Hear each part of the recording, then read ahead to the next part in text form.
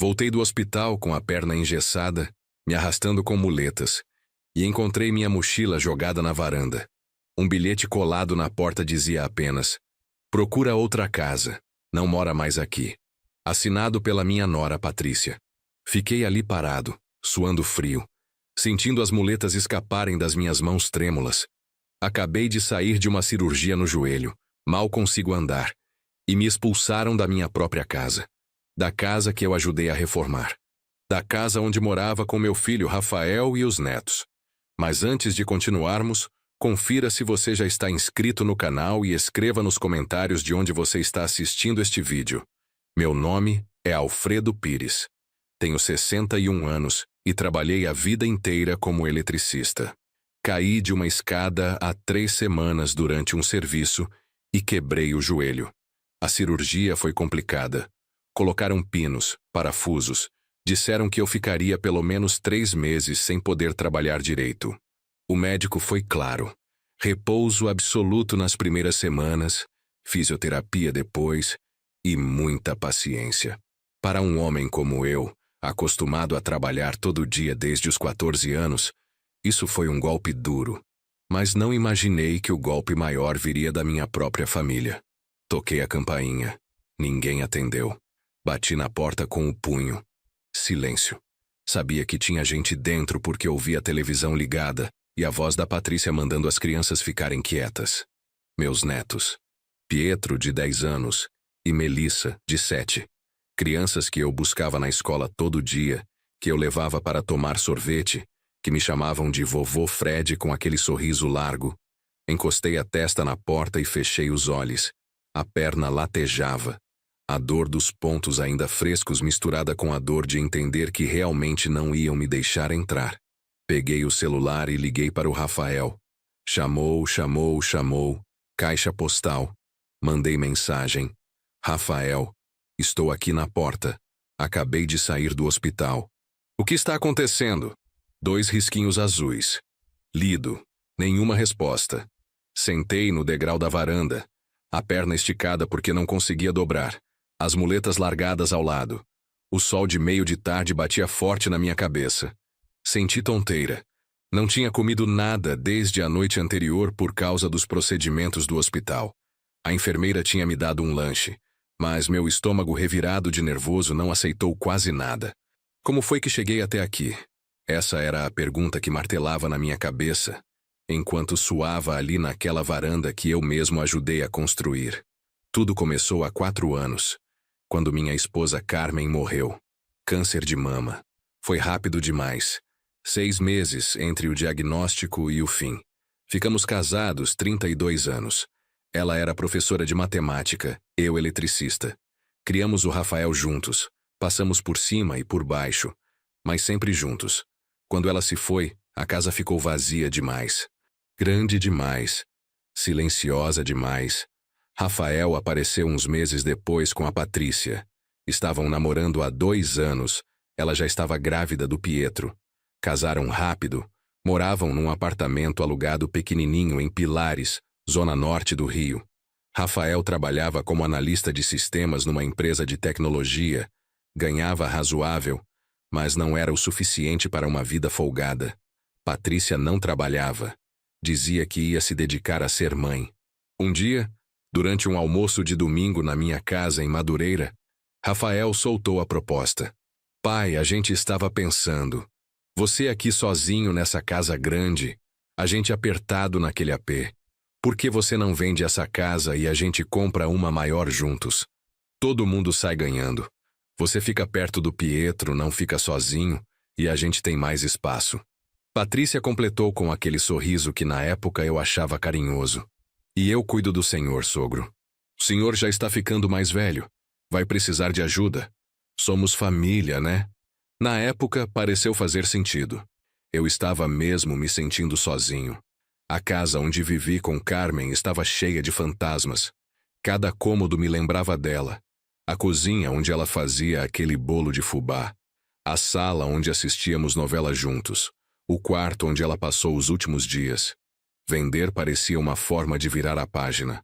E a ideia de estar perto do meu neto, de ter família por perto de novo, Aqueceu meu coração ferido.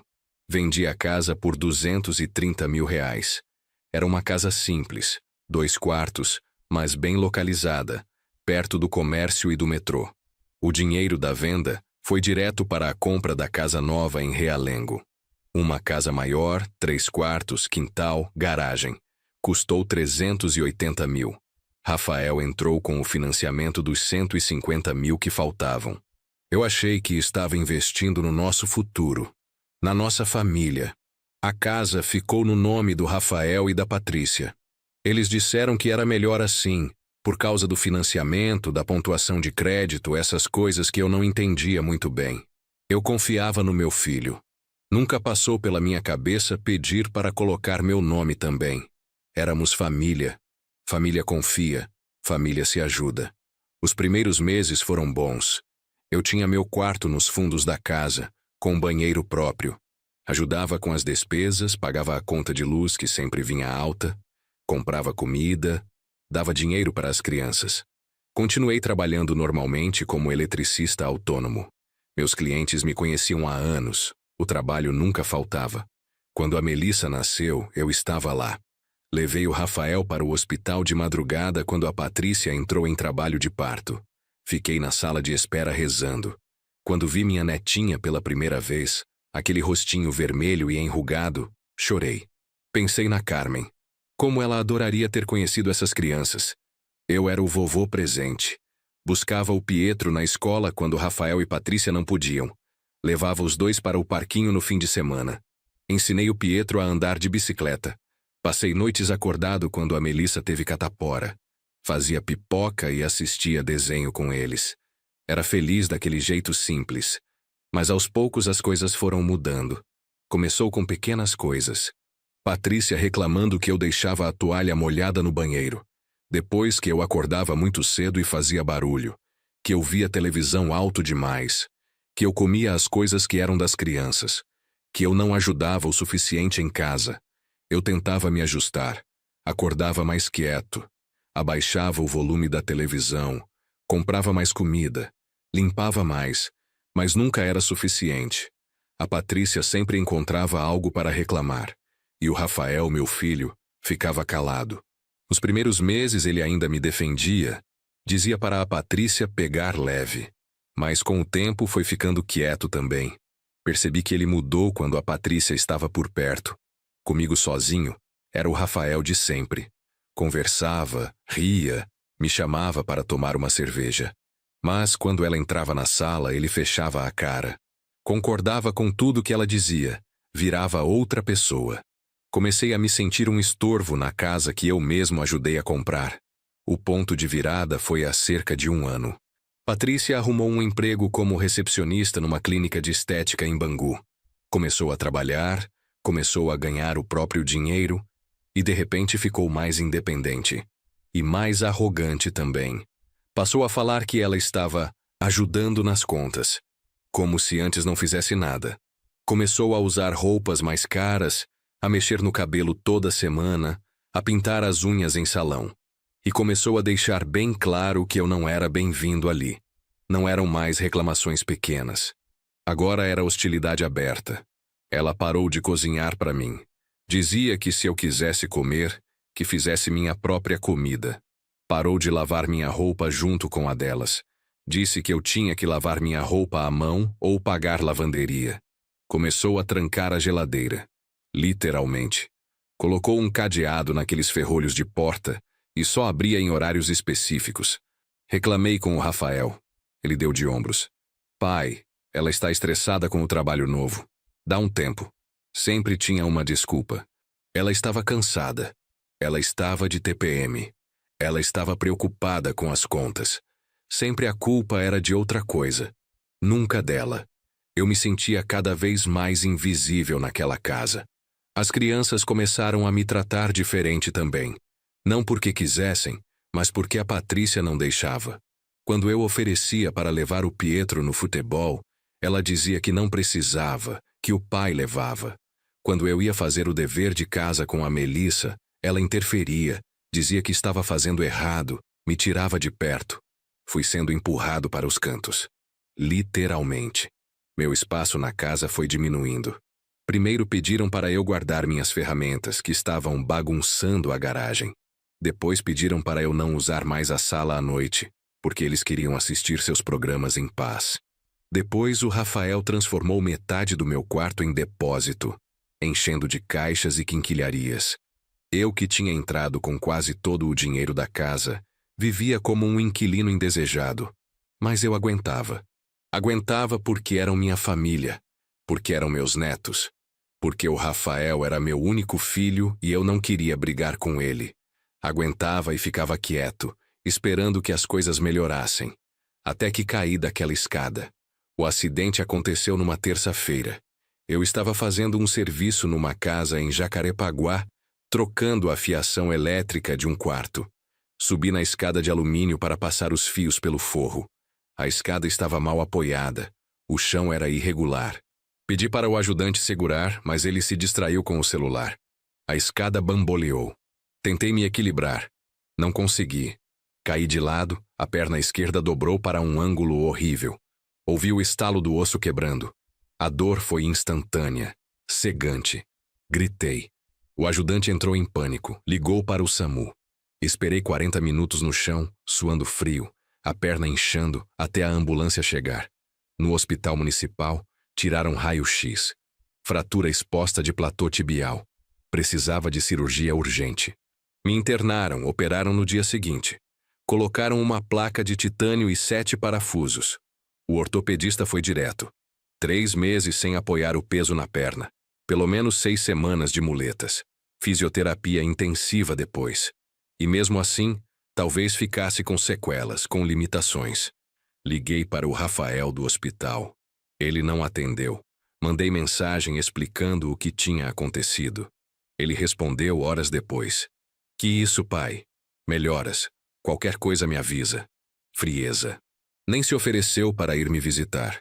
Fiquei 4 dias internado. Nenhuma visita. Nem do Rafael, nem da Patrícia, nem das crianças. Nada.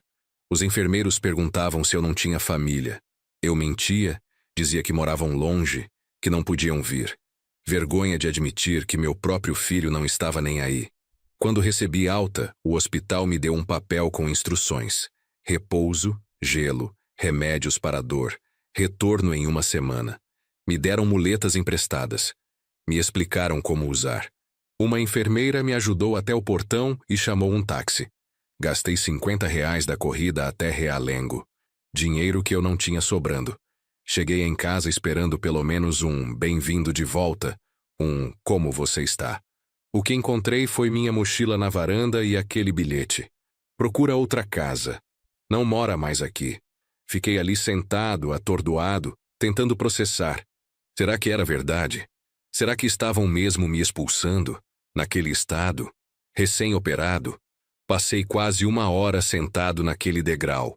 O sol foi descendo, a tarde esfriando. A perna doía demais. Os remédios que o hospital me deu estavam acabando. Eu precisava tomar mais, mas estavam dentro de casa. Dentro da casa que agora tinha um bilhete me dizendo para procurar outro lugar. Tentei ligar para o Rafael de novo. Nada. Mandei mais mensagens. Rafael, preciso das minhas coisas. Preciso dos meus remédios. Pelo menos me responde. Visualizado. Sem resposta. O desespero começou a apertar meu peito. Para onde eu ia? Não tinha para onde ir. Meus pais já tinham morrido há anos. Não tinha irmãos. Meus primos moravam longe, no interior, e a gente mal tinha contato. Meus amigos eram todos de trabalho, conhecidos de boteco, nada muito próximo. Ninguém que eu pudesse ligar e dizer: olha, me expulsaram de casa, posso dormir no seu sofá? Pensei em arrombar a porta. Era minha casa também, não era? Meu dinheiro estava naquelas paredes. Mas não tinha como. Não tinha força. Mal conseguia ficar de pé com as muletas. E se chamassem a polícia? Tecnicamente, a casa estava no nome deles. Eu não tinha como provar meu direito de estar ali. Comecei a revirar a mochila que a Patrícia tinha preparado. Roupas jogadas de qualquer jeito. 3 camisas, 2 calças, cuecas, meias. Meu chinelo. Meu carregador de celular. Minha carteira. Abri a carteira. R$ 110. Era tudo o que eu tinha em dinheiro vivo. Meu cartão do banco estava ali também. Fui no aplicativo do celular checar meu saldo. R$ 840. Tinha recebido um serviço semana passada, antes do acidente, e esse era o dinheiro que sobrou depois de pagar algumas contas. Menos de R$ 1.000. Um joelho quebrado. Nenhum lugar para dormir. A realidade me atingiu como um soco. Eu estava em situação de rua, aos 61 anos, recém-operado, por causa da minha própria família. Senti vontade de chorar, mas as lágrimas não vinham. Estava em choque demais. Peguei o celular e pensei em quem poderia me ajudar. Passou pela cabeça o Gilberto, um colega eletricista que trabalhava comigo às vezes.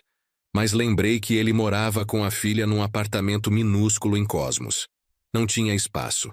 O Marcelo, dono da loja de materiais elétricos onde eu comprava meus equipamentos. A gente sempre conversava. Ele era gente boa, mas era só cliente e fornecedor. Não tinha intimidade para pedir abrigo. O seu Osvaldo, que morava na casa ao lado. Ele e eu jogávamos dominó às vezes. Mas ele era viúvo. Vivia sozinho. A casa dele era ainda menor que a do Rafael. E a gente não era próximo a esse ponto. Foi quando lembrei do Benedito.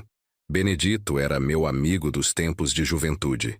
Crescemos juntos no complexo do Alemão, brincamos na mesma rua, frequentamos a mesma escola até onde conseguimos ir. Ele saiu de lá antes de mim. Foi morar em Guadalupe, arrumou trabalho como segurança, se casou, teve filhos.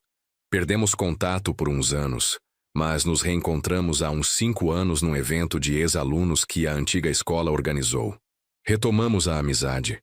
Não éramos de nos ver toda semana, mas a gente conversava pelo WhatsApp, encontrava de vez em quando para tomar uma cerveja, colocar o papo em dia. Benedito era do tipo de cara que você podia contar. Gente boa de verdade. Evangélico praticante, desses que leva a fé a sério, mas sem ser chato. Vivia me convidando para ir na igreja dele. Eu sempre dizia que ia, mas nunca aparecia. Procurei o contato dele no celular. O coração batia forte. Será que ele ia me ajudar? Será que não ia achar ruim eu pedir isso do nada? Respirei fundo e apertei para ligar. Chamou 2 vezes. Ele atendeu. "Ô, Alfredo, quanto tempo, irmão? Tudo certo?" A voz dele, calorosa e animada, quase me fez chorar ali mesmo. "Benedito, eu preciso de uma ajuda, cara." Minha voz saiu trêmula. Ele percebeu na hora. "Fala, irmão. O que houve?" Contei tudo. A queda, a cirurgia, a expulsão. As palavras saíam atropeladas, confusas. Ele me ouviu sem me interromper. Quando terminei, houve um silêncio breve. Depois ele disse: "Onde você está agora?" "Na porta da casa. Não tenho para onde ir. Me manda o endereço. Estou indo te buscar." Benedito chegou 40 minutos depois num Gol branco velho, mas bem cuidado. Ele desceu do carro, um homem alto, forte, de uns 50 e poucos anos, cabelo grisalho cortado bem curto, uma tatuagem de cruz no braço. Me abraçou com força, cuidando para não encostar na minha perna machucada. "Vamos embora daqui, Alfredo. Você vai ficar lá em casa." "Não quero te dar trabalho, Benedito. Só preciso de uns dias até eu me organizar." "Não é trabalho. É obrigação de irmão. Vamos." Ele pegou minha mochila, me ajudou a levantar, segurou as muletas enquanto eu entrava no carro. Antes de entrar, olhei para a casa mais uma vez. A cortina da janela da sala se mexeu. Alguém estava espiando. Provavelmente a Patrícia, checando se eu tinha ido embora mesmo. Senti uma raiva surda subindo pelo peito, mas também senti algo mais forte. Determinação. Isso não ia ficar assim. De alguma forma, eu ia resolver essa situação. Durante o caminho até Guadalupe, contei mais detalhes para o Benedito. Ele balançava a cabeça indignado. "Isso é covardia, Alfredo. Família não faz isso com família. Seu dinheiro está naquela casa, você tem direito. Mas a casa está no nome deles. Eu não tenho como provar nada. A gente vai achar um jeito. Primeiro você precisa se recuperar. Depois a gente resolve isso." A casa do Benedito era simples, um sobrado estreito numa rua tranquila em Guadalupe. Ele morava com a esposa, Dalva, uma mulher pequena e simpática, e o filho mais novo, o Robson, de 23 anos, que trabalhava como motoboy. Os outros 2 filhos já eram casados e moravam fora. Dalva me recebeu sem fazer perguntas. Me levou para um quartinho nos fundos, pequeno, mas limpo, com uma cama de solteiro, um guarda-roupa velho e uma janela que dava para o quintal. Fica à vontade, seu Alfredo. Aqui é sua casa agora. Sentei na cama, finalmente tirando o peso da perna. A dor estava insuportável. Dalva trouxe água e os remédios que estavam na minha mochila. Tomei os comprimidos. Deitei com a perna elevada em almofadas como o médico tinha mandado. Benedito apareceu na porta. Descansa, irmão. Amanhã a gente conversa direito. Fechei os olhos e tentei dormir, mas o sono não vinha. Minha cabeça girava com 1000 pensamentos. Como foi que eu cheguei nesse ponto? Como deixei as coisas chegarem até aqui? Por que não percebi antes que a Patrícia estava me usando? Por que o Rafael deixou ela fazer isso comigo? A dor física na perna era ruim, mas a dor emocional era pior. A sensação de traição queimava mais forte que qualquer ferida. Eu tinha dado tudo por aquela família, meu dinheiro, meu tempo, meu amor, e me jogaram fora como se eu fosse lixo. Mas no meio daquela dor toda, uma coisa ficou clara. Eu não ia deixar barato. Não ia simplesmente aceitar e seguir em frente. Eles tinham mexido com o homem errado. Passei a noite inteira acordado, planejando meus próximos passos. Na manhã seguinte, acordei com um cheiro de café e pão na chapa. A perna ainda doía, mas um pouco menos que ontem. Consegui me levantar com as muletas e fui mancando até a cozinha. Dalva estava fazendo o café da manhã. Benedito lia o jornal. Robson já tinha saído para trabalhar. Bom dia, seu Alfredo. Dormiu bem? Perguntou Dalva. Mais ou menos. Respondi honesto. Mas agradeço muito a ajuda de vocês. Não sei como vou retribuir isso. Não precisa retribuir nada, disse Benedito. Senta aí, vamos conversar enquanto come. Sentei à mesa. Dalva me serviu café com leite, pão com manteiga, queijo, presunto. Comida simples, mas feita com carinho. Fazia tempo que alguém cuidava de mim daquele jeito. Benedito foi direto ao ponto.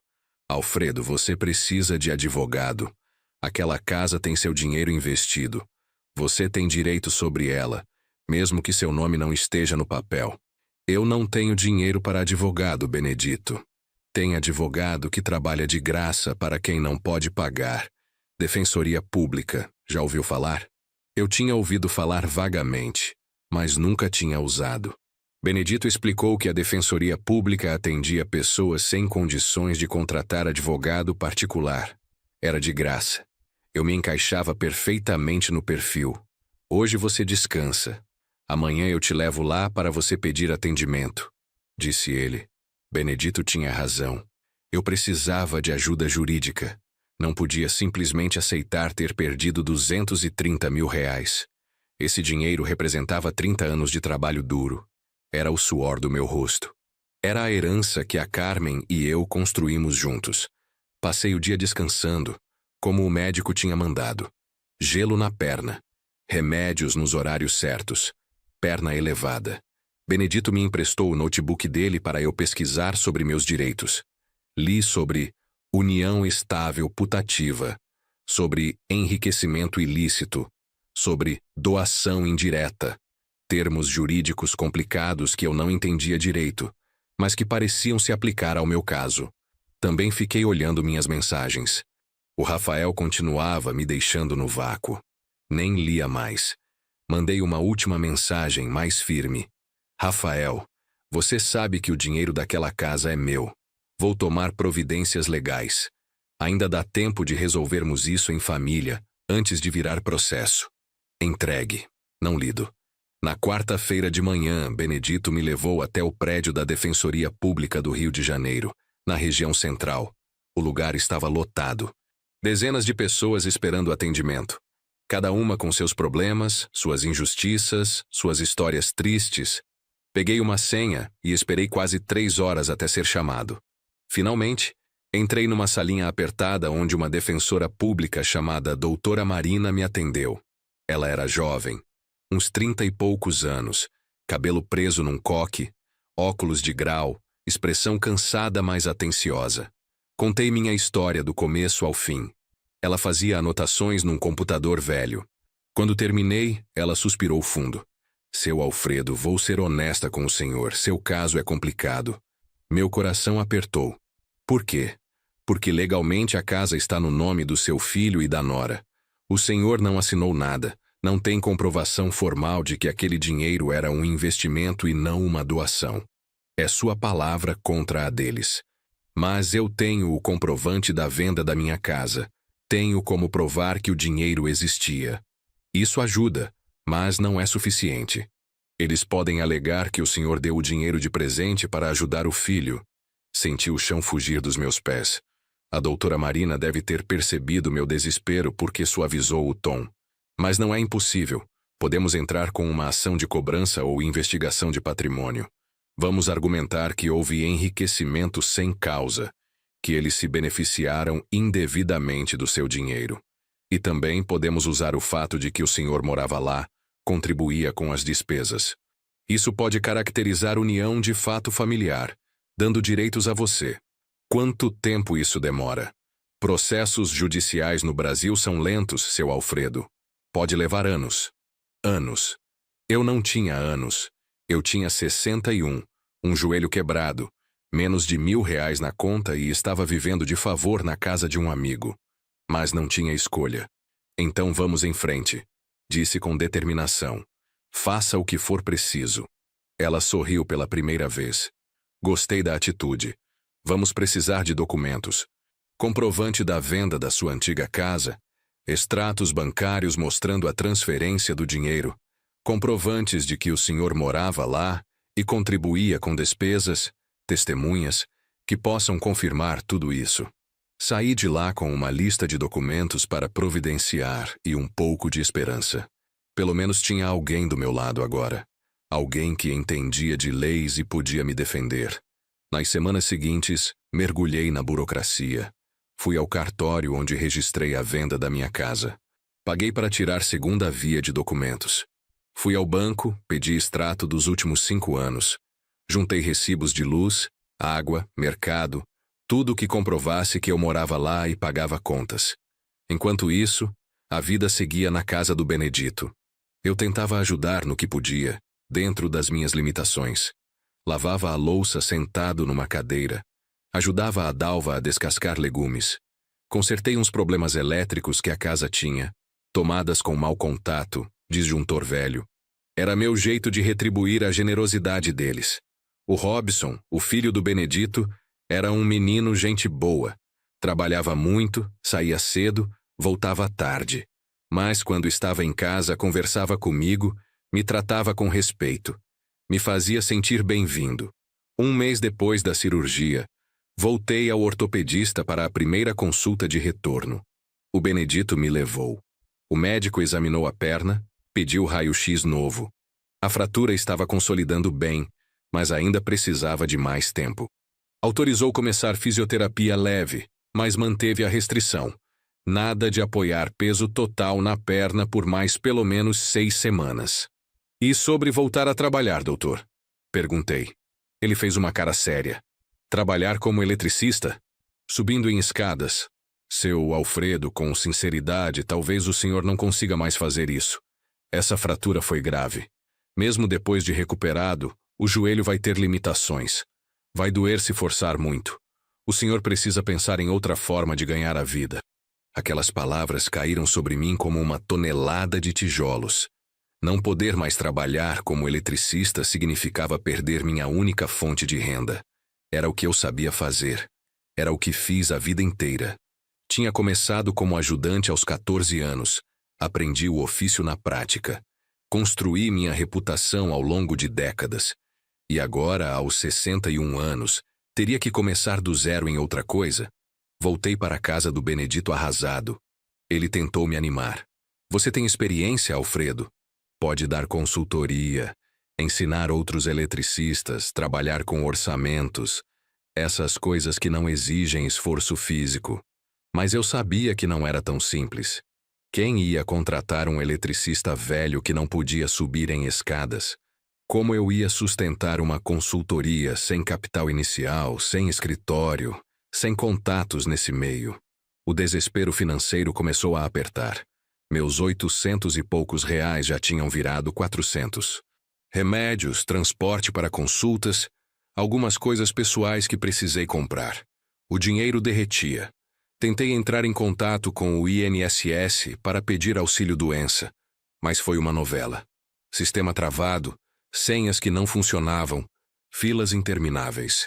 Quando finalmente consegui protocolar o pedido, disseram que ia demorar pelo menos 45 dias para análise, e mesmo se aprovassem, o valor seria pouco, talvez um salário mínimo. Foi a Dalva quem me deu a ideia. Estávamos na cozinha, eu ajudando ela a temperar carne para o almoço quando ela comentou: "Seu Alfredo, o senhor é tão bom com essas coisas de conserto. Minha amiga da igreja estava dizendo que precisa de alguém para arrumar uns problemas na casa dela. Nada de subir escada, só trocar umas tomadas, arrumar uns fios. O senhor não quer dar uma olhada?" A princípio hesitei. Estava de muletas ainda, limitado. Mas pensei melhor. Eu precisava de dinheiro. E se conseguisse fazer uns bicos leves, trabalho simples, sem exigir muito da perna, talvez desse para ir sobrevivendo até a situação se resolver. "Me passa o contato dela", respondi. A amiga da Dalva se chamava Neuza, morava em Bangu, num conjunto habitacional. Fui até lá com o Benedito dirigindo. Era um serviço simples mesmo. 3 tomadas queimadas, um chuveiro que não esquentava direito, uma luminária solta. Coisas que eu conseguia fazer sentado ou apoiado, sem forçar a perna. Levei 2 horas para fazer tudo. A Neuza ficou satisfeita, me pagou 100 reais e ainda me ofereceu um almoço. Recusei educadamente o almoço, mas aceitei o dinheiro com gratidão. 100 reais que faziam diferença enorme naquele momento. Ela me indicou para uma vizinha, que me indicou para outra, e assim foi, boca a boca. Serviços pequenos, pagamentos modestos, mas que iam somando. Nada de obra grande, nada de instalação pesada. Só reparos domésticos simples que uma pessoa com mobilidade reduzida conseguia fazer. Enquanto isso, o processo na defensoria seguia seu curso lento. Doutora Marina preparou a petição inicial e protocolou a ação contra o Rafael e a Patrícia. Eles foram citados. Receberam a notificação de que estavam sendo processados. Foi aí que o Rafael me ligou. Era uma quinta-feira à noite. Eu estava deitado no meu quarto na casa do Benedito, assistindo um jornal na televisãozinha velha que tinha lá, quando o celular tocou. Vi o nome dele na tela e meu coração disparou. Fazia quase 2 meses que não tínhamos contato direto. Atendi. "Alô? Pai, o que é isso? Um processo? Você está me processando?" A voz dele era uma mistura de raiva e incredulidade. "Você me deixou na rua, Rafael, recém-operado. O que você esperava que eu fizesse?" "Esperava que você fosse razoável. Isso é coisa de família, a gente resolve conversando, não na justiça." A hipocrisia me fez rir amargo. "Resolve conversando? Você não respondeu minhas ligações por 2 meses. Me expulsou da casa sem dar satisfação. Que conversa, Rafael?" Ele ficou em silêncio por uns segundos. Depois continuou, o tom mudando. "Pai, vamos resolver isso. Não precisa de advogado, de processo. Vamos sentar e conversar como gente civilizada. Agora você quer conversar porque levou uma citação judicial. Antes disso, não estava nem aí para mim." "Não foi assim, pai. As coisas foram complicadas. A Patrícia estava estressada, eu estava com problemas no trabalho. A gente agiu errado, eu sei. Mas dá para resolver." Algo na voz dele me fez desconfiar. Não era arrependimento genuíno. Era medo das consequências legais. "Resolve como, Rafael? Você vai me devolver meu dinheiro?" Outra pausa. "Pai, aquele dinheiro foi investido na casa. A casa vale mais agora por causa das reformas que fizemos. Se você quer sua parte, a gente pode avaliar e ver quanto seria justo. Justo seria você admitir que usou meu dinheiro e me jogar fora quando não precisava mais de mim. Eu não joguei você fora. A Patrícia que, olha, foi tudo mal entendido. Você pode voltar para casa se quiser, A gente conversa, acerta as coisas. Fechei os olhos. Parte de mim, a parte cansada e ferida, queria aceitar. Queria acreditar que ainda havia salvação para aquela relação. Mas a parte racional, a parte que tinha aprendido a lição, sabia que era armadilha. Não, Rafael, eu não volto para aquela casa. E o processo continua. Se você quer resolver, resolve pelo advogado. Eu não confio mais em você. Desliguei antes que ele pudesse responder. Minhas mãos tremiam.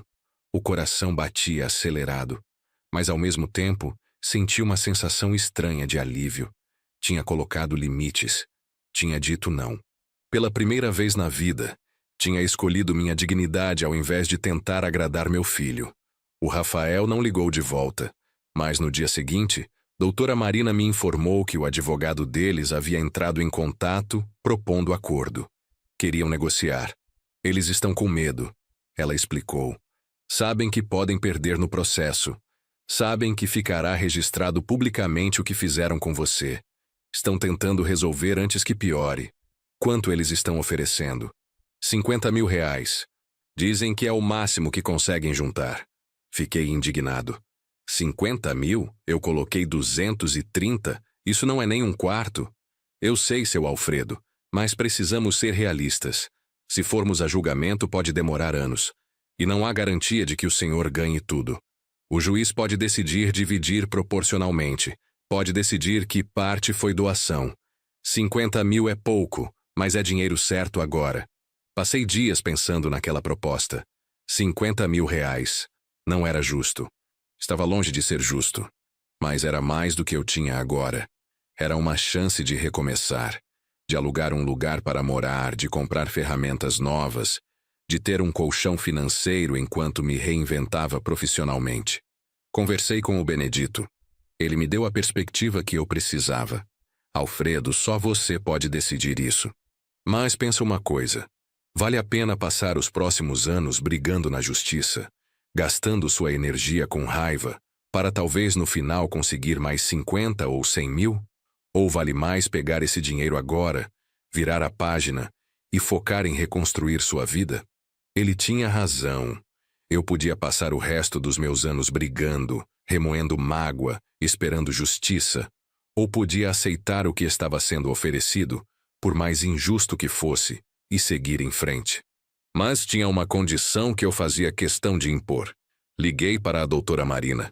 Eu aceito os 50 mil, mas com duas exigências. Primeira, eles assinam um documento reconhecendo publicamente que usaram meu dinheiro e me trataram de forma indigna. Não quero que fique parecendo que estou pedindo esmola. Quero que fique registrado o que fizeram. Segunda, quero visitar meus netos. Uma vez por mês, sem interferência da Patrícia. A doutora anotou. Vou propor isso. Mas não garanto que aceitem.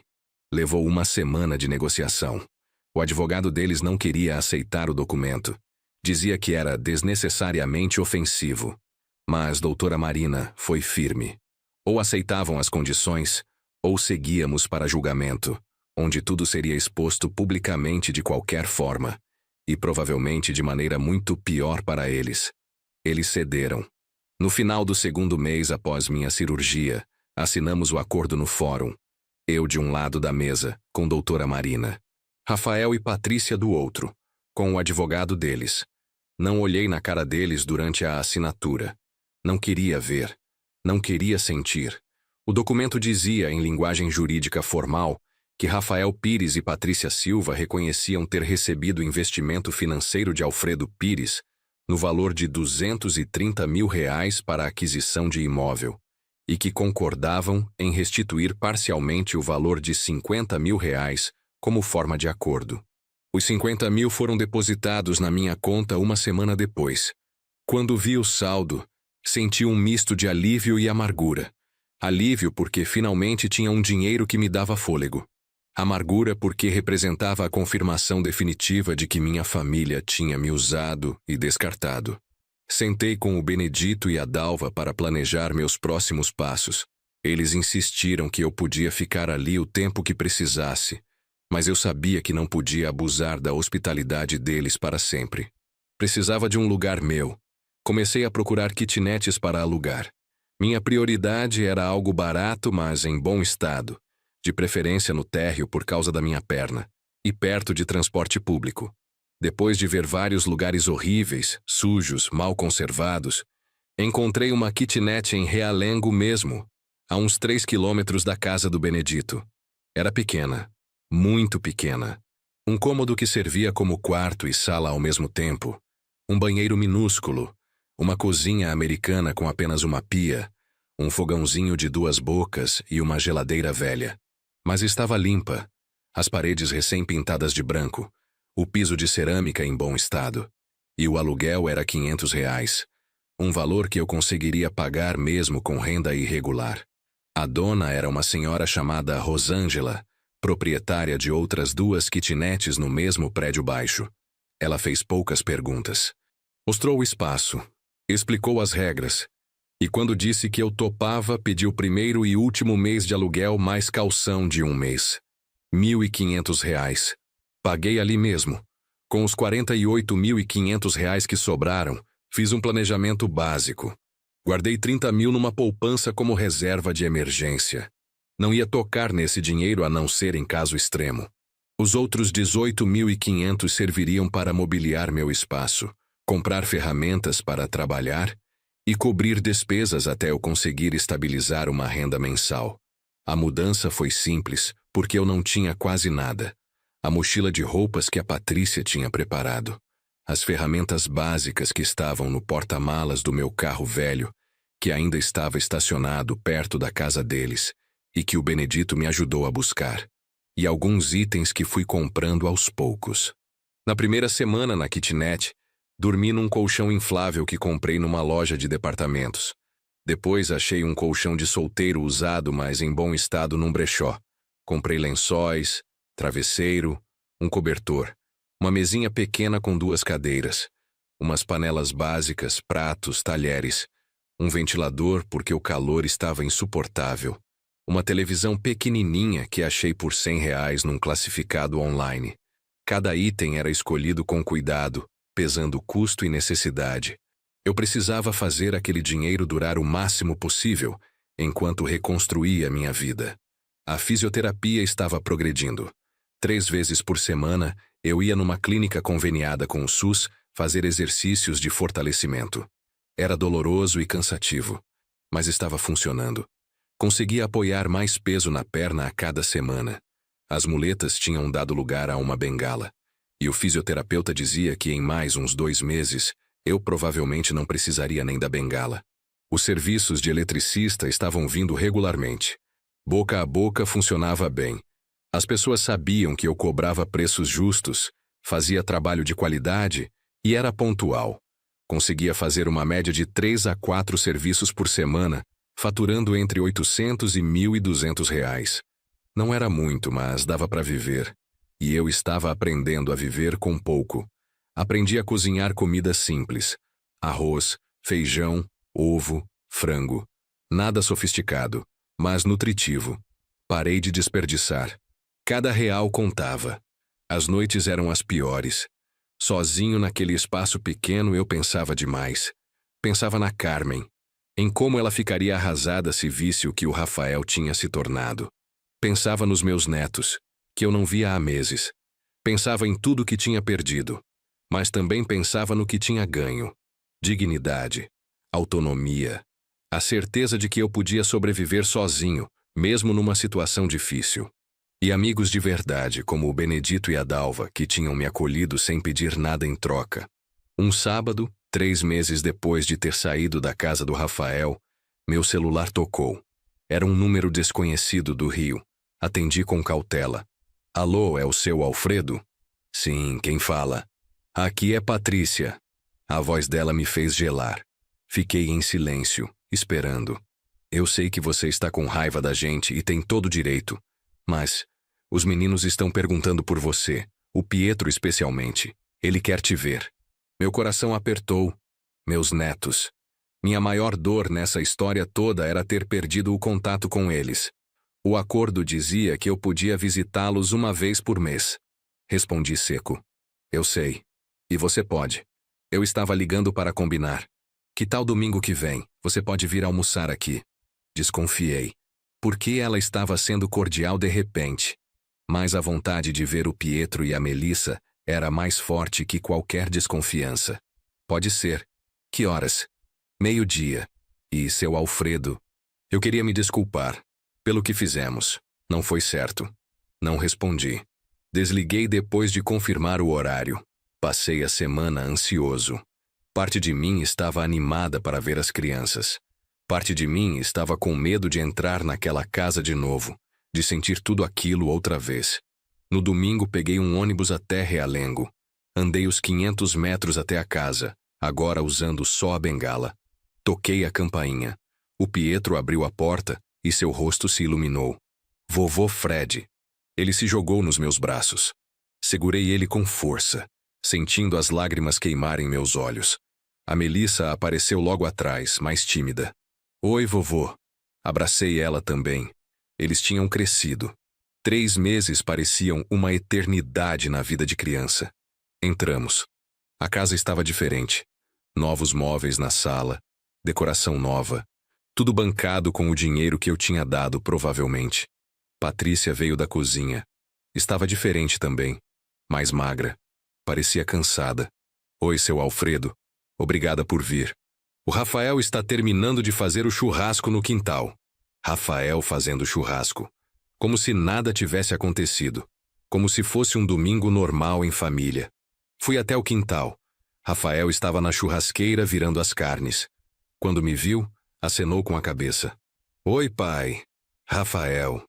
Um silêncio constrangido se instalou. O almoço foi estranho. As crianças tagarelavam, me contando sobre a escola, sobre os amigos, sobre um passeio que tinham feito no parque. Eu ouvia, participava, tentava parecer normal, mas sentia o peso da tensão entre mim, Rafael e Patrícia. Depois do almoço, enquanto as crianças assistiam desenho na sala, Rafael me chamou para conversar no quintal. Pai, eu sei que não tem desculpa para o que fizemos, mas eu queria que você soubesse que... Eu me arrependo. A Patrícia também. A gente estava passando por um momento ruim, estressados com dinheiro, com trabalho, e acabamos descontando em você. Olhei para ele. Meu filho. O menino que eu criei. O homem que me traiu. Senti uma mistura confusa de amor, mágoa, raiva, pena. Rafael, você me expulsou da casa quando eu estava mais vulnerável, recém-operado, sem poder andar direito. Você tem noção do que fez? Ele baixou a cabeça. Tenho. E me envergonho disso todo dia. Então, por que fez? Ele ficou em silêncio por um tempo. Depois suspirou. Porque eu sou fraco, pai. A Patrícia falava no meu ouvido que você estava atrapalhando nossa vida, que a gente precisava de espaço, que você ia ficar dependente e dar trabalho. E eu deixei ela me convencer. Escolhi ela ao invés de você. Pelo menos estava sendo honesto. E agora? Por que mudou de ideia? Por que o Pietro chorou durante uma semana perguntando onde você estava? Por que a Melissa fez um desenho de você na escola e me entregou perguntando quando você ia voltar? Porque eu vi o quanto eles te amam e percebi que tirei você da vida deles por puro egoísmo. Engoli seco. Aquilo doía. Mas também trazia um pouco de conforto saber que as crianças sentiam minha falta. Rafael, eu não sei se consigo te perdoar. Não agora. Talvez nunca. Mas pelos meus netos eu concordo em manter contato. Vir aqui de vez em quando. Mas as coisas entre nós nunca mais serão como antes. Ele assentiu, os olhos vermelhos. Eu entendo, pai. Obrigado por pelo menos dar essa chance. Nos meses seguintes, estabeleci uma rotina. Visitava os netos 2 vezes por mês, geralmente aos domingos. Chegava, brincava com eles, almoçava e ia embora. Mantinha contato mínimo com Rafael e Patrícia. Cordial, mas distante. Eu estava lá pelas crianças, não por eles.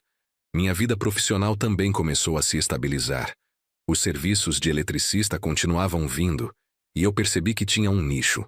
Idosos e pessoas com deficiência que precisavam de adaptações elétricas em casa.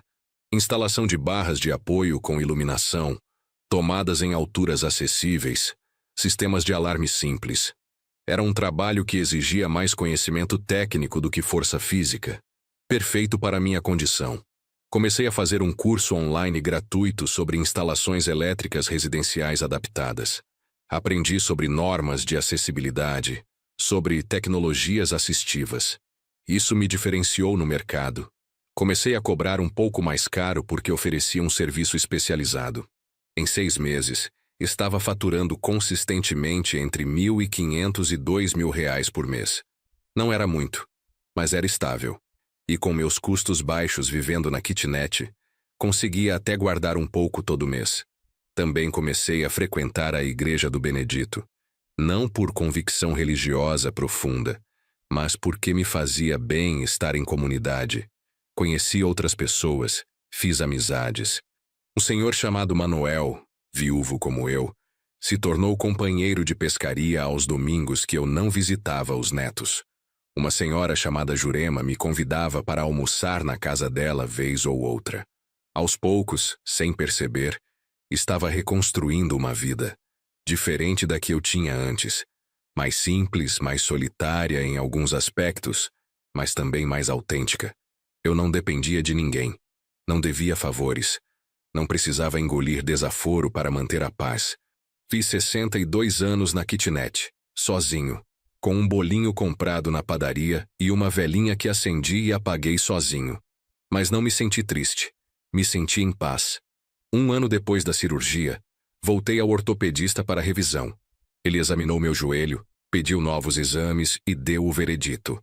Senhor Alfredo, o senhor se recuperou muito bem. Tem algumas limitações. Vai sentir dor se forçar demais. Mas para atividades normais do dia a dia, está plenamente funcional.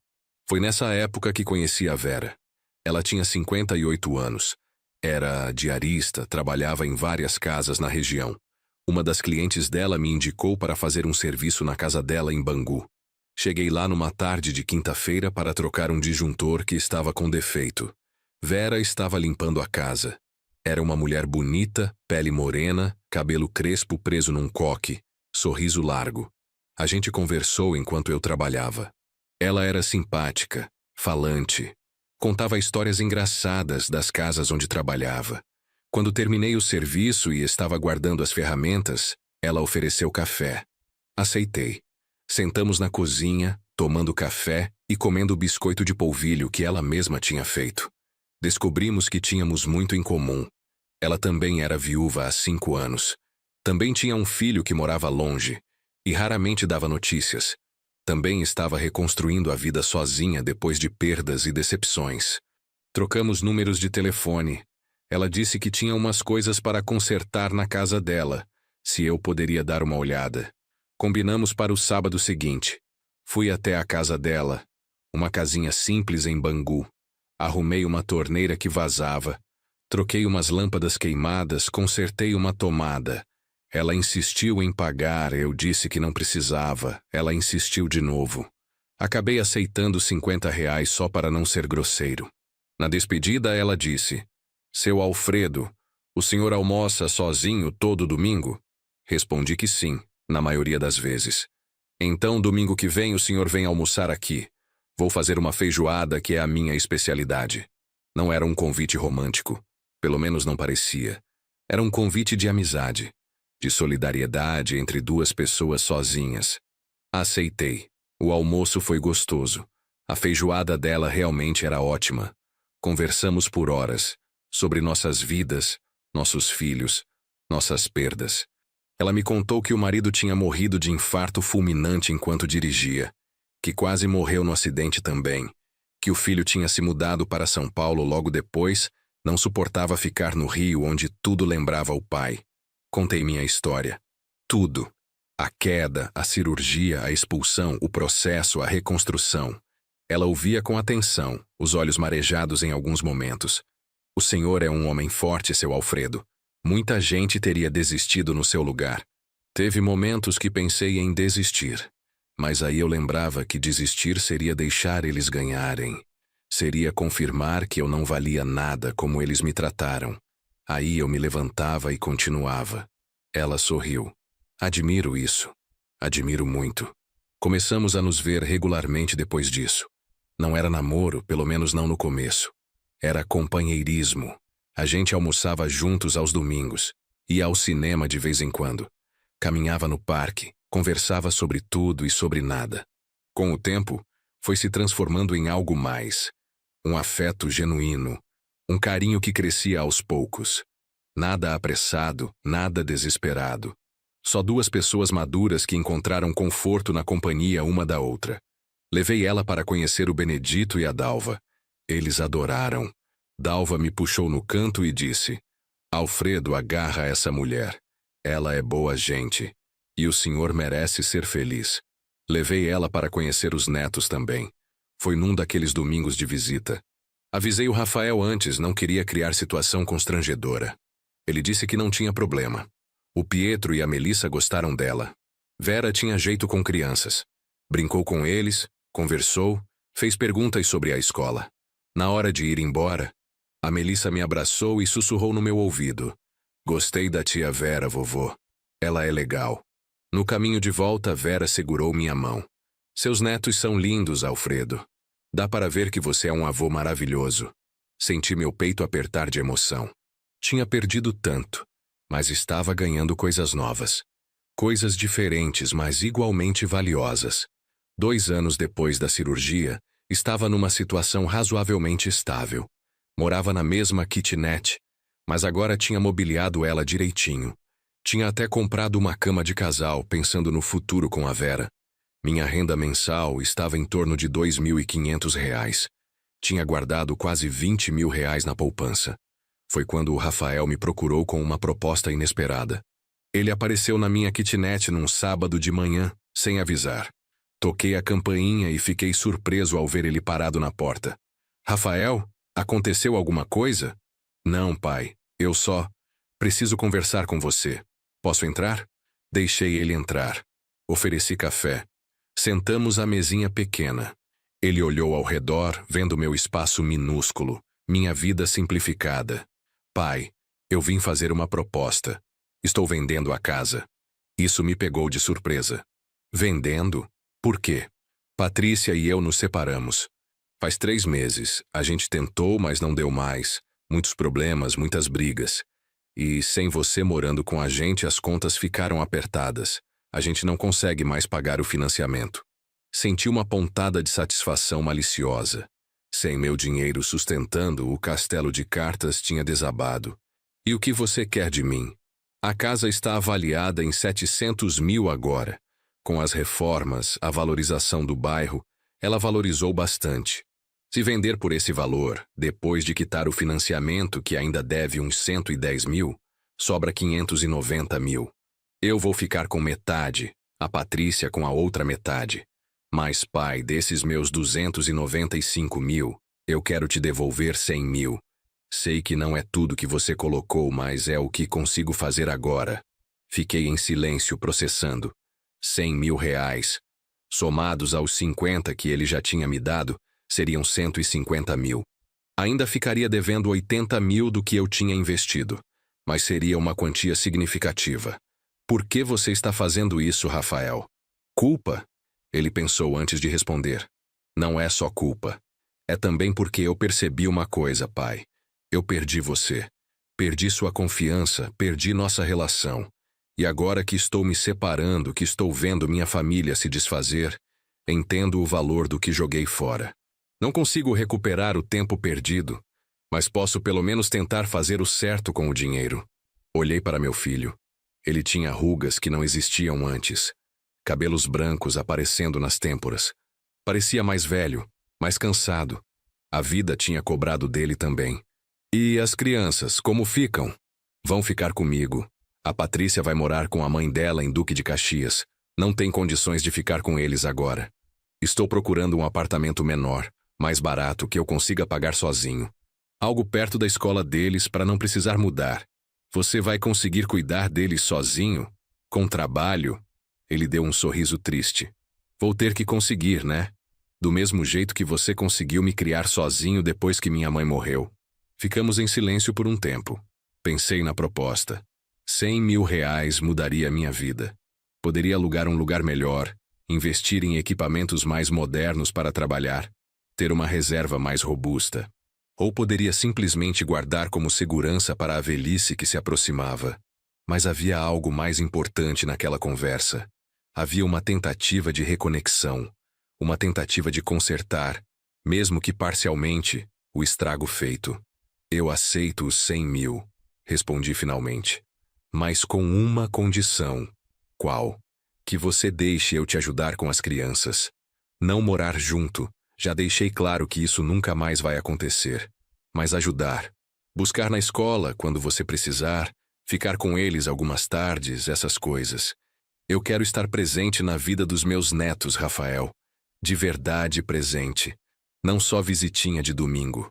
Os olhos dele ficaram vermelhos. Eu adoraria isso, pai. Os meninos adorariam também. Estendemos as mãos e apertamos. Não era um abraço. Ainda não. Mas era um começo. A venda da casa demorou 4 meses para se concretizar. Burocracia, negociações, documentação. Quando o dinheiro finalmente caiu na conta do Rafael, ele cumpriu a palavra. Transferiu 100 mil reais para minha conta. Ver aquele valor no aplicativo do banco me deu uma sensação estranha. Não era alegria pura. Era uma mistura de alívio, melancolia e uma satisfação amarga. Eu tinha recuperado parte do que era meu. Não tudo. Nunca seria tudo. Mas o suficiente para me dar tranquilidade. A primeira coisa que fiz foi quitar algumas pequenas dívidas que tinha acumulado. Cartão de crédito que usei para emergências. Uma prestação de ferramentas que estava atrasada. Depois, separei 80 mil e coloquei num CDB de longo prazo. Dinheiro que só ia tocar em caso de necessidade extrema ou para a aposentadoria. Com os 20 mil restantes, decidi fazer algo que vinha pensando há meses. Alugar um ponto comercial pequeno para montar uma oficina elétrica. Não seria nada grande, só um espaço onde eu pudesse estocar materiais, receber clientes, trabalhar em projetos maiores sem depender de ir até a casa das pessoas. Encontrei um salãozinho em Realengo, uns 40 metros quadrados, num prédio comercial antigo. O aluguel era R$ 900, um valor que eu conseguiria pagar com a renda dos serviços. Usei parte dos 20 mil para reformar o espaço, pintar, colocar prateleiras, comprar uma bancada de trabalho, instalar iluminação adequada. Fiz uma plaquinha simples. Alfredo Pires, instalações elétricas e adaptações residenciais. Coloquei meu telefone embaixo. Nada sofisticado, mas era meu negócio, meu espaço. A Vera me ajudou na inauguração, junto com o Benedito, a Dalva, o Manoel da igreja, a Jurema, e até o Rafael apareceu com as crianças. Fizemos um lanchinho simples, refrigerante e salgadinhos. As crianças corriam pelo espaço vazio enquanto os adultos conversavam. O Pietro, que agora já tinha 12 anos, perguntou: "Vovô, posso vir aqui depois da escola às vezes? Acho legal ver você trabalhar." Meu coração inchou. Claro que pode, meu neto. Vai ser um prazer.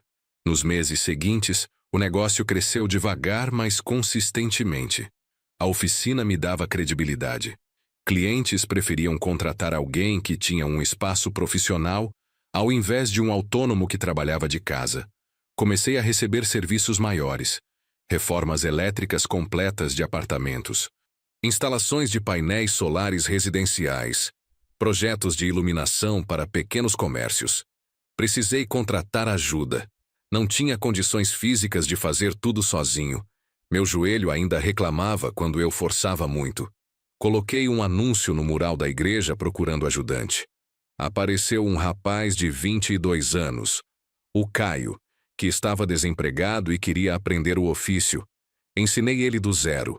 Como usar as ferramentas, como ler diagrama elétrico, como fazer instalações seguras. Ele era esforçado, aprendia rápido. Paguei para ele fazer um curso técnico de eletricista. Em 6 meses, ele já conseguia fazer serviços simples sozinho. Com o Caio me ajudando, consegui aumentar a produtividade. Fazíamos até 6 serviços por semana. Minha renda mensal subiu para algo entre 4 mil e 5 mil reais. Tirando custos da oficina e o salário do Caio, sobravam uns 3 mil limpos para mim. Não era fortuna, mas era digno. Era estável. e me permitia viver com tranquilidade pela primeira vez em anos. Fui promovido a avô mais presente. Com Rafael morando sozinho com as crianças, eu realmente precisava ajudar. Buscava o Pietro e a Melissa na escola 3 vezes por semana. Levava eles para a oficina, onde faziam lição de casa enquanto eu trabalhava. Depois levava eles para casa, às vezes ficava para jantar com eles. Rafael e eu não éramos pai e filho como antes. Aquela confiança ingênua, aquele amor incondicional, tinham morrido. Mas tínhamos construído algo novo. Uma relação mais madura, mais realista, com limites claros, mas também com respeito mútuo. Ele me pedia conselhos sobre criar os filhos. Eu dava minha opinião, mas deixava claro que a decisão final era dele. Não queria mais me meter onde não era chamado. Ele me contava sobre o trabalho, sobre as dificuldades de ser pai solo. Eu ouvia, apoiava quando podia. Um dia, quase 3 anos depois da expulsão, Rafael me ligou de madrugada. Atendi assustado. Rafael, o que houve? Pai, desculpa ligar essa hora. A Melissa está com febre muito alta, não para de vomitar. Estou levando ela para o hospital. Você pode ficar com o Pietro? Vou aí agora. Fica tranquilo. Vesti a roupa mais rápida que consegui, chamei um Uber, fui até o apartamento do Rafael. Ele já estava saindo com a Melissa no colo, a menina pálida e gemendo. O Pietro estava acordado, assustado. Vovô, a Melissa vai ficar boa? Vai sim, meu neto. Seu pai vai levar ela no hospital, os médicos vão cuidar dela. Você fica aqui comigo. Rafael saiu correndo. Fiquei com o Pietro. Fiz leite quente para ele, liguei a televisão num desenho, sentei do lado dele no sofá. Ele encostou a cabeça no meu ombro. Vovô, eu tenho medo de perder a Melissa. Igual você perdeu a vovó Carmen. Meu coração apertou. Abracei ele. A Melissa não vai a lugar nenhum, filho. É só uma febre. Os médicos vão cuidar e ela vai voltar boa. Mas você não achava que a vovó ia ficar boa também? Respirei fundo. O menino era esperto, observador. Não adiantava mentir. Achava. Mas a doença da vovó era diferente. Era mais grave. A Melissa só está com uma virose, coisa de criança. Vai passar. Ele pareceu aceitar a explicação. Ficamos acordados até o Rafael ligar, umas 2 horas depois. Era virose mesmo. Deram soro, remédio para febre. Ela já estava melhor. Iam ficar em observação até amanhã. Deitei com o Pietro na cama dele, esperando ele dormir. Ele pegou no sono abraçado em mim. Fiquei ali, olhando para aquele menino, sentindo o peso da responsabilidade. Essas crianças dependiam de mim agora. Não financeiramente, mas emocionalmente. Eu era a estabilidade deles num mundo que tinha virado de cabeça para baixo com a separação dos pais. Na manhã seguinte, Rafael voltou com a Melissa. Ela estava melhor, já sorrindo. Fiquei com eles o dia todo fazendo comida, cuidando, garantindo que tudo ficasse bem. Quando estava indo embora à noite, Rafael me segurou na porta. Pai, obrigado. Obrigado por estar aqui. Obrigado por não ter desistido da gente mesmo depois de tudo. Eu não desisti dos meus netos, Rafael. Deles eu nunca desistiria. De você... Bem, digamos que você ainda está em recuperação na minha confiança. Ele riu triste. Eu mereço isso. Mas juro que estou tentando ser melhor. Ser o homem que você me ensinou a ser. Então continue tentando. Minha vida com a Vera também foi evoluindo. Depois de quase 2 anos nos vendo regularmente, tendo nossos encontros aos finais de semana, nossos almoços, nossas conversas longas, chegamos num ponto onde ficou óbvio que éramos mais que amigos. Numa noite de sábado, depois de jantarmos num restaurante simples em Bangu, caminhávamos de mãos dadas pela praça quando ela parou e me olhou sério. Alfredo, a gente precisa conversar. Meu coração disparou. Será que ela ia terminar? Será que tinha conhecido outra pessoa? Sobre o quê? Sobre nós. Sobre onde isso está indo. A gente não é mais criança, Alfredo. Não temos tempo para ficar enrolando. Eu gosto de você. Muito. E acho que você gosta de mim também. Mas a gente fica nessa de namorico, de ficar separados, de cada um na sua casa.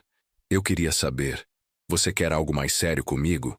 Ou isso aqui é só companhia até aparecer coisa melhor? Segurei as mãos dela. Vera, eu não quero coisa melhor. Não existe coisa melhor do que você. Eu gosto de você.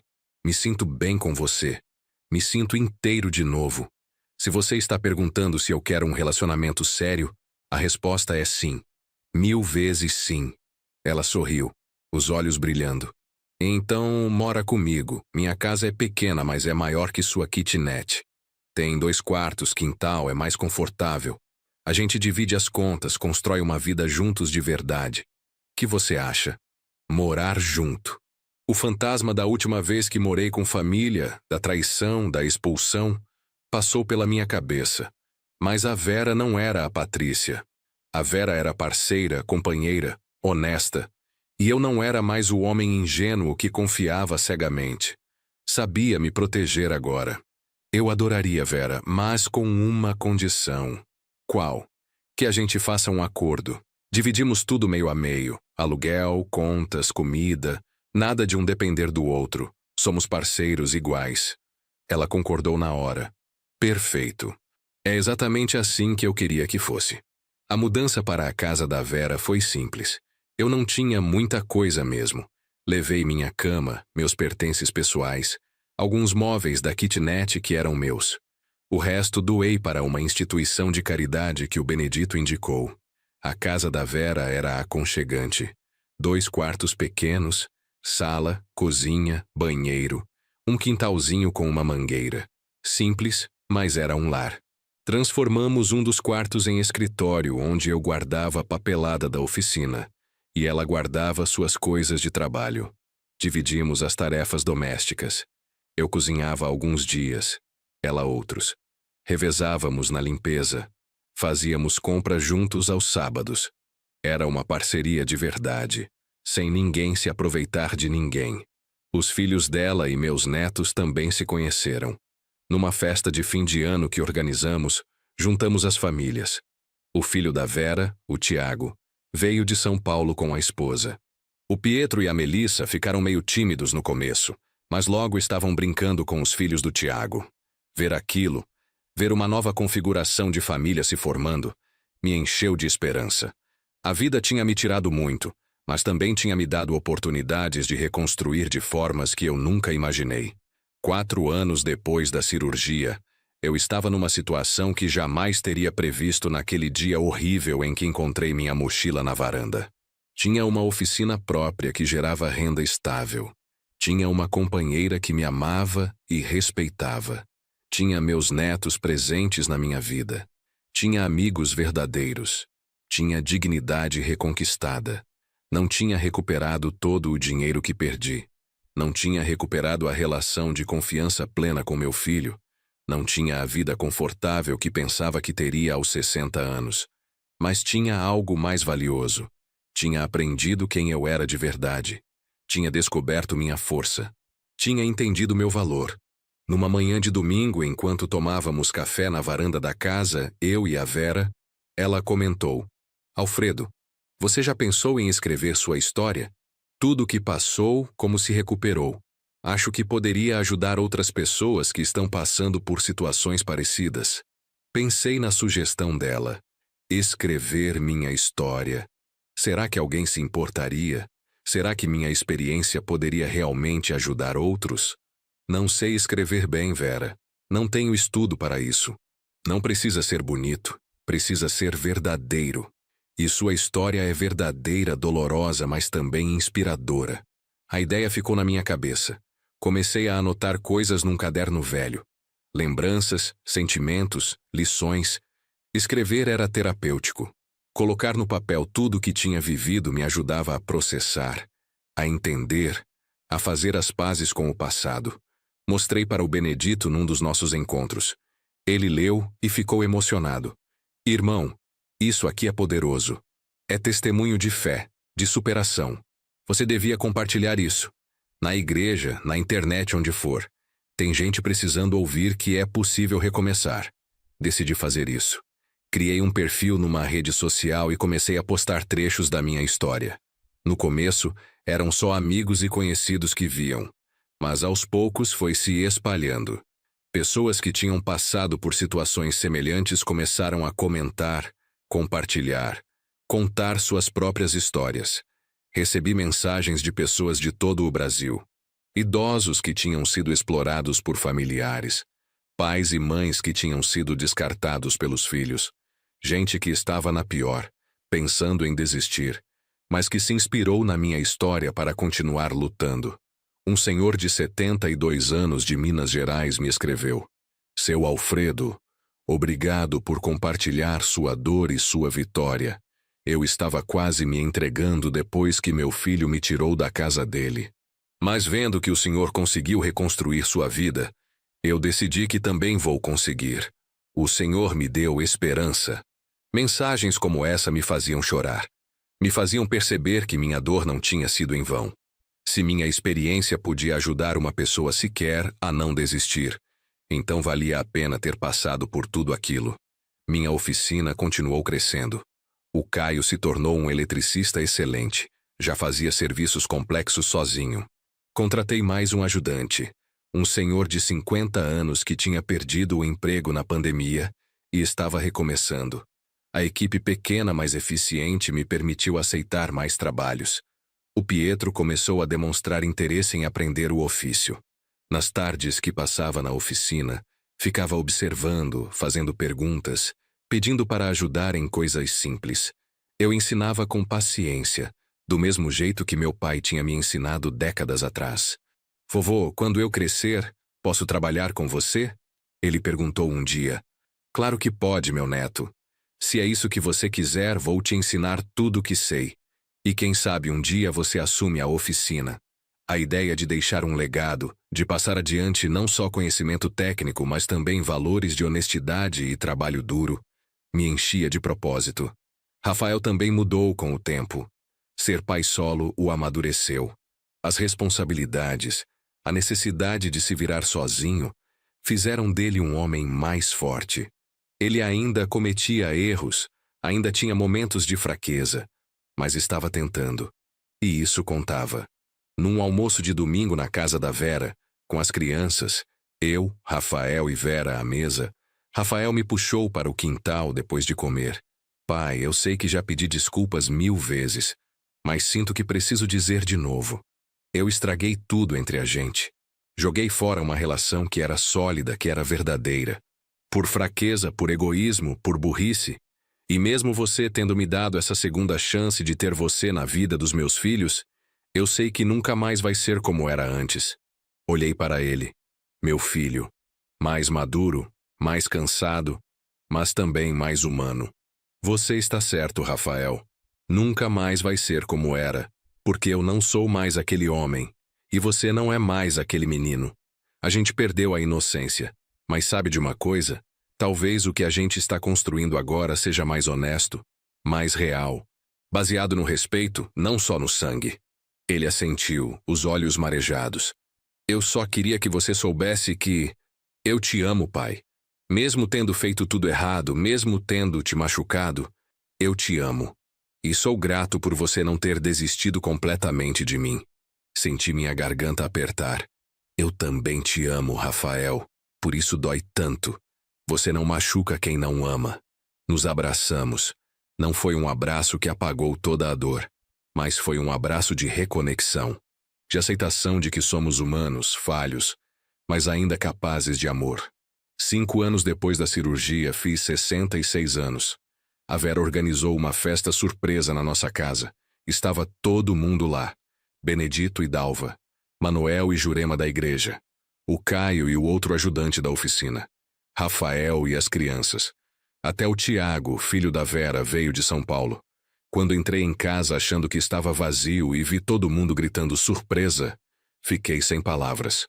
Olhei ao redor para aquelas pessoas, cada uma representando um pedaço da minha jornada de reconstrução, e me senti o homem mais rico do mundo. Não rico de dinheiro, rico de conexões verdadeiras, rico de amor genuíno, rico de propósito. A Melissa me entregou um desenho que tinha feito.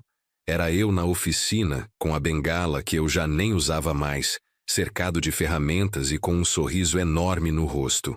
Embaixo ela escreveu com letra infantil: Vovô Fred, o homem mais forte que conheço. Chorei. Ali, na frente de todo mundo, chorei sem vergonha. No discurso improvisado que fiz para agradecer, disse: quando a gente passa por uma traição profunda, especialmente de quem amamos, a gente acha que nunca mais vai se recuperar. Acha que a vida acabou. Mas eu estou aqui para dizer que não. A vida não acaba. A vida se transforma. E às vezes, do meio da dor mais profunda, nasce uma versão melhor de nós mesmos. Uma versão mais forte, mais consciente, mais verdadeira. Continuei. Eu perdi muito. Perdi dinheiro que trabalhei 30 anos para juntar.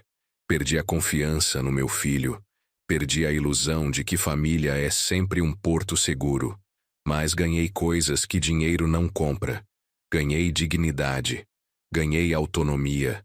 Ganhei a certeza de que posso me reerguer, mesmo quando tudo parece perdido.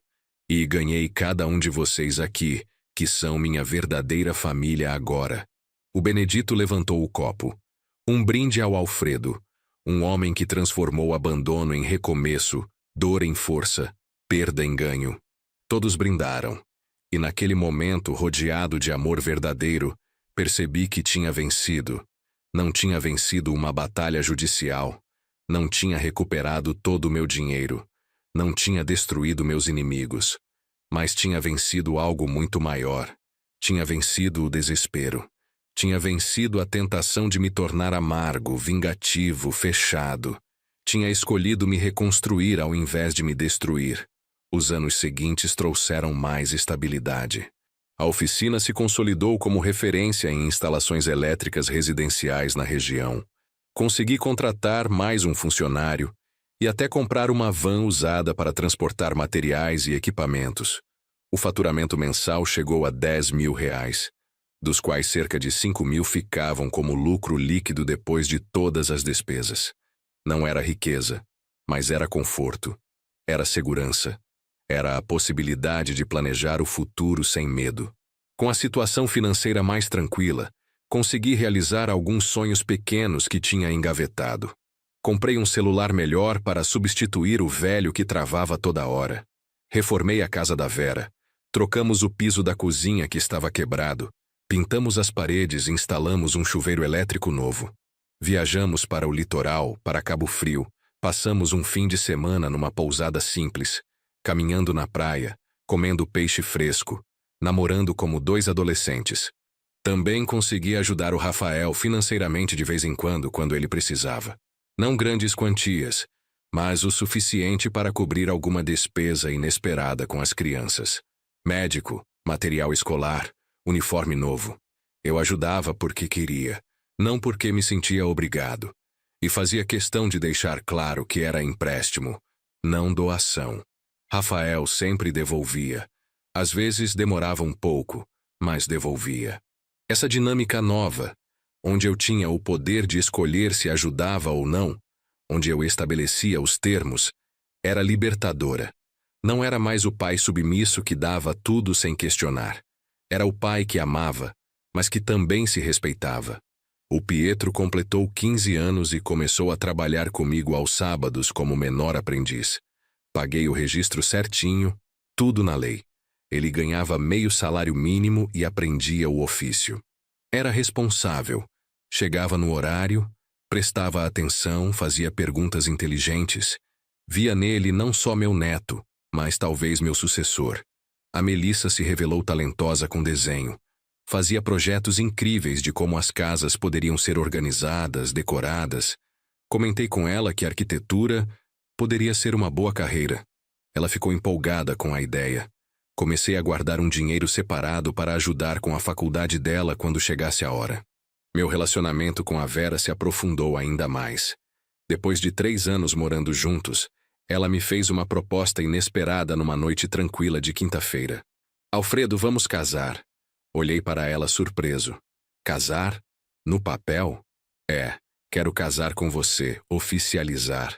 Não por questão de papel, mas por questão de compromisso. Quero que o mundo saiba que somos uma família, que nos escolhemos. O que você acha? Pensei por um momento.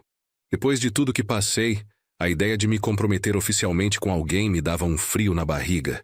Mas olhei para aquela mulher, que tinha estado ao meu lado nos últimos anos, que me amava e respeitava, que era minha parceira de verdade, e soube a resposta.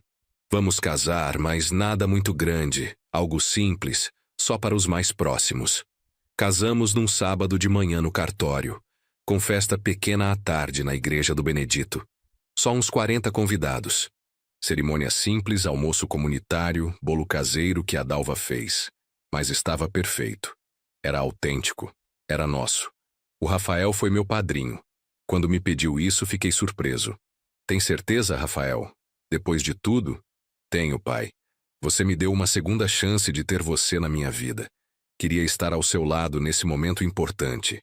Durante a cerimônia, quando trocamos as alianças simples que compramos numa joalheria popular, olhei para a Vera e senti uma gratidão imensa. Gratidão por ter encontrado amor de novo. Gratidão por ter tido coragem de confiar de novo, mesmo depois de tudo. Na festa, o Benedito fez um discurso emocionado. Conheci o Alfredo quando éramos moleques correndo pelas ruas do Alemão. Perdi ele de vista por uns anos. Reencontrei já adultos. E tive o privilégio de estar ao lado dele no momento mais difícil da vida dele. Vi ele cair, mas também vi ele se levantar. E hoje vejo ele celebrar uma nova fase, com uma companheira maravilhosa. Isso é testemunho de fé, de esperança, de que Deus não abandona seus filhos. Não sou religioso como o Benedito, mas naquele momento senti que talvez ele tivesse razão. Talvez houvesse algo maior cuidando de mim. Ou talvez fosse só a força humana de resistir, de se reerguer, de continuar. A vida de casado com a Vera era boa. Rotineira, simples, mas boa. Acordávamos cedo, tomávamos café juntos, cada um ia para seu trabalho. Nos encontrávamos à noite para jantar e conversar sobre o dia. Nos fins de semana, fazíamos programas simples. Mercado, igreja, visita aos netos, almoço com amigos. Nada espetacular, mas era exatamente o que eu precisava. Estabilidade, paz, parceria. 7 anos depois da cirurgia, quando eu tinha 68 anos, aconteceu algo que não esperava. Recebi uma ligação da Patrícia. Fazia mais de 5 anos que não tinha contato com ela. Desde a separação, ela tinha sumido da vida dos filhos. Mandava uma mensagem ou outra para o Rafael, mas raramente via as crianças. Fiquei surpreso ao ver o nome dela na tela do celular. Atendi com cautela. Alô, seu Alfredo, aqui é a Patrícia. Eu sei que o senhor não quer falar comigo, mas eu preciso de ajuda. Meu primeiro instinto foi desligar, mas a curiosidade falou mais alto. Que tipo de ajuda? Financeira. Estou passando por uma situação muito difícil. Perdi o emprego. Estou morando de favor na casa da minha mãe. Não tenho dinheiro nem para comer direito. E eu sei que não tenho moral nenhuma para pedir isso, mas... O senhor poderia me emprestar alguma coisa? Juro que pago de volta. Fiquei em silêncio processando.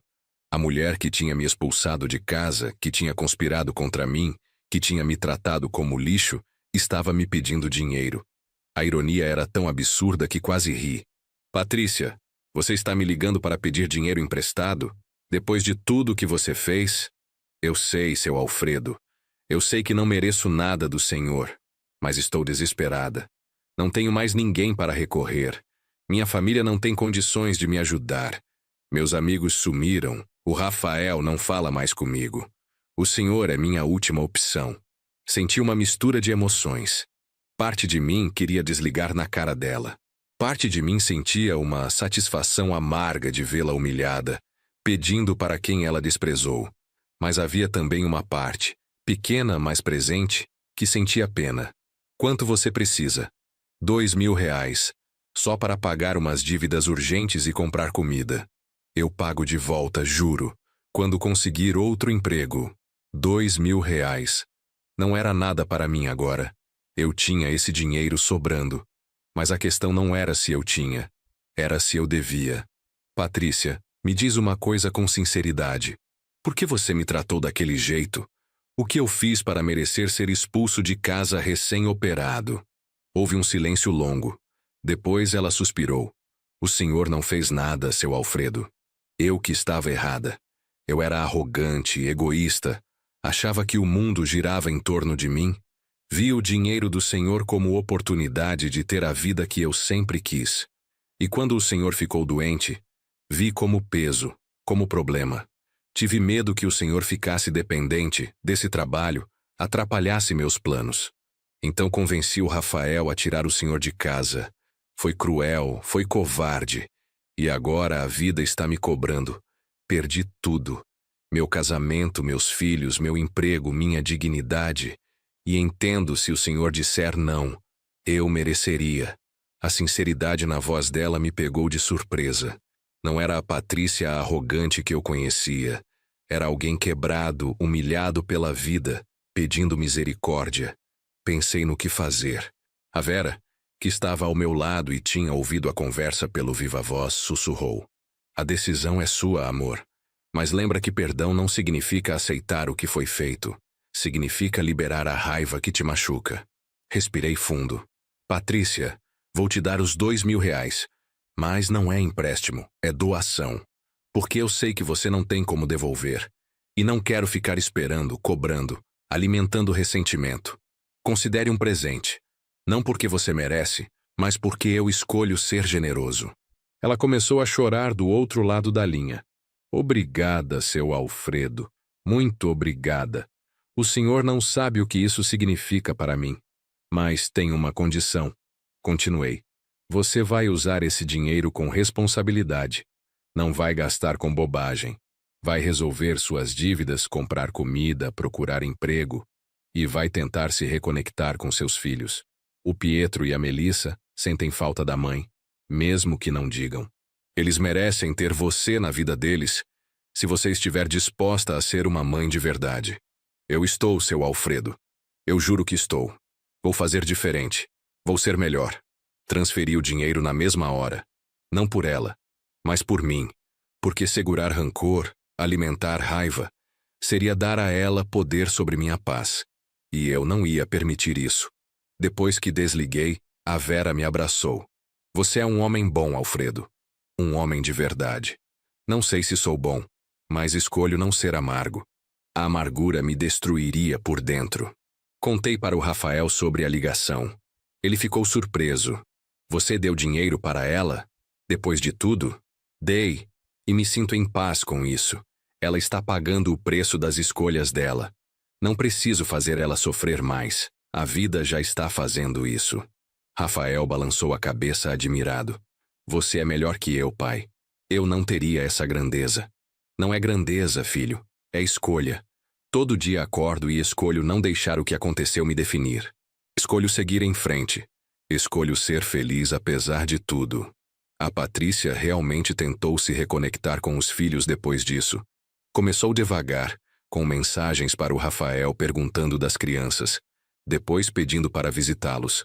Rafael concordou, mas com supervisão.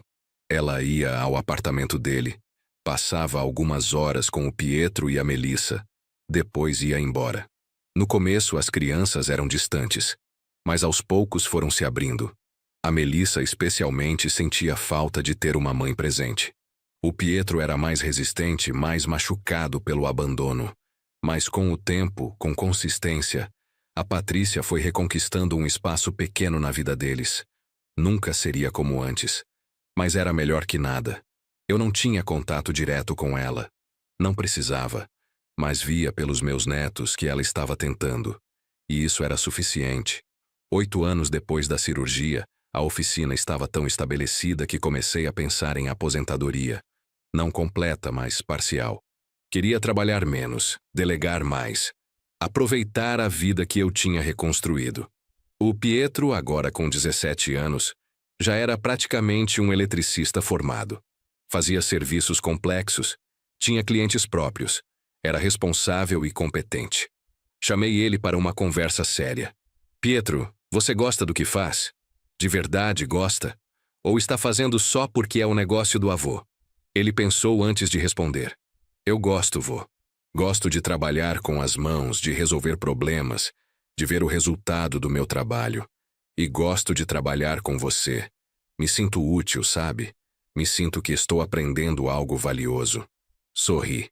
Então quero te fazer uma proposta. Quando você completar 18 anos e terminar o ensino médio, que tal se tornar sócio da oficina? Não majoritário, mas com uma participação. Você investe trabalho, eu invisto capital e experiência, e a gente divide os lucros proporcionalmente. Com o tempo você vai assumindo mais, eu vou me afastando, e eventualmente o negócio passa para você. Os olhos dele brilharam. Sério, vô? Você faria isso? Faria e estou fazendo. Você merece. Trabalhou duro, aprendeu rápido, mostrou caráter. E eu quero que essa oficina continue depois que eu não puder mais trabalhar. Quero que seja um legado, não só um negócio. Ele me abraçou forte. Obrigado, vô. Prometo que não vou decepcionar você. Você nunca me decepcionou, meu neto. Nunca. Formalizamos a sociedade quando ele fez 18 anos. Ele ficou com 20% da oficina, eu com 80%. Mas com um acordo de que a cada ano ele compraria mais 5%, até eventualmente ficar com a maioria. O pagamento seria feito com o próprio lucro que ele tirasse do negócio, então não pesaria no bolso dele. Com o Pietro assumindo mais responsabilidades, consegui reduzir minha carga de trabalho. Comecei a trabalhar só 3 dias por semana. Terça, quarta e quinta. Segunda era dia de ir ao médico, fazer exercícios, cuidar da saúde. Sexta era dia de lazer com a Vera. Fim de semana era para família e descanso. Essa nova rotina me deu uma qualidade de vida que eu nunca tinha tido. Pela primeira vez em décadas, não estava exausto o tempo todo. Não sentia dor constante no corpo. Conseguia aproveitar as coisas simples. Ler um livro, assistir um filme, pescar com o Manuel, jogar dominó com o Benedito. A Vera e eu fizemos uma viagem maior. Fomos até o Nordeste, passamos 10 dias conhecendo Fortaleza, Jericoacoara, praias paradisíacas que só víamos na televisão. Gastamos uma parte da reserva que eu tinha guardado, mas valeu cada centavo. Ver o sorriso da Vera na praia, sentir o sol quente, comer peixe fresco, dormir ao som do mar. Eram memórias que ninguém poderia tirar de mim. Quando voltamos, o Rafael nos recebeu no aeroporto com as crianças. Foi ideia deles, uma surpresa. Tinham feito uma faixa escrita "Bem-vindos, vovô e vovó" e seguravam balões coloridos. A Melissa correu para me abraçar. "Vovô, sentimos sua falta." Abracei ela, depois o Pietro, depois o Rafael. E percebi algo. Tinha uma família de novo. Não a família que planejei ter. Não a família tradicional dos contos de fadas. Mas uma família real, imperfeita, remendada, mas verdadeira.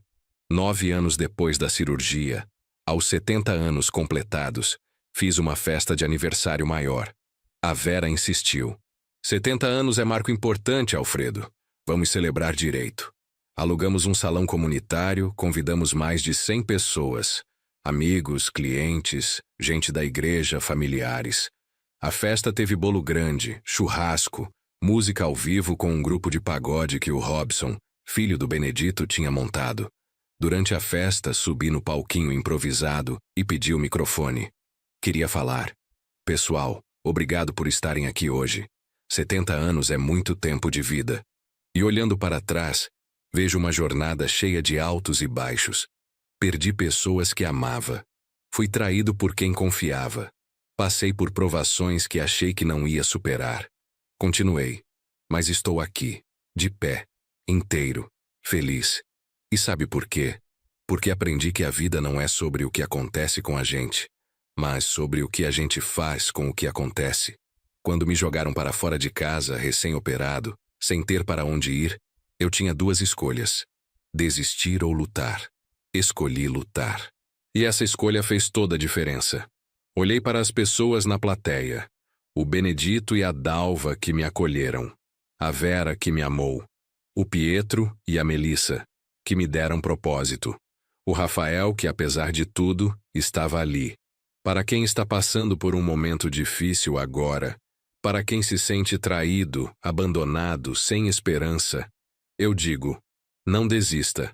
Não deixe a dor te definir. Use ela como combustível. Se reconstrua. Você é mais forte do que imagina. Eu sou prova viva disso. Se um homem de 61 anos com o joelho quebrado, sem dinheiro e sem casa conseguiu se reerguer, você também consegue. As pessoas aplaudiram. Algumas choraram. Outras vieram me abraçar depois contando suas próprias histórias de superação. O Rafael se aproximou no final da noite, quando a festa já estava acabando, e só os mais íntimos permaneciam. Pai, posso falar uma coisa? Claro. Eu desperdicei anos da nossa relação por pura estupidez. Deixei a Patrícia me manipular.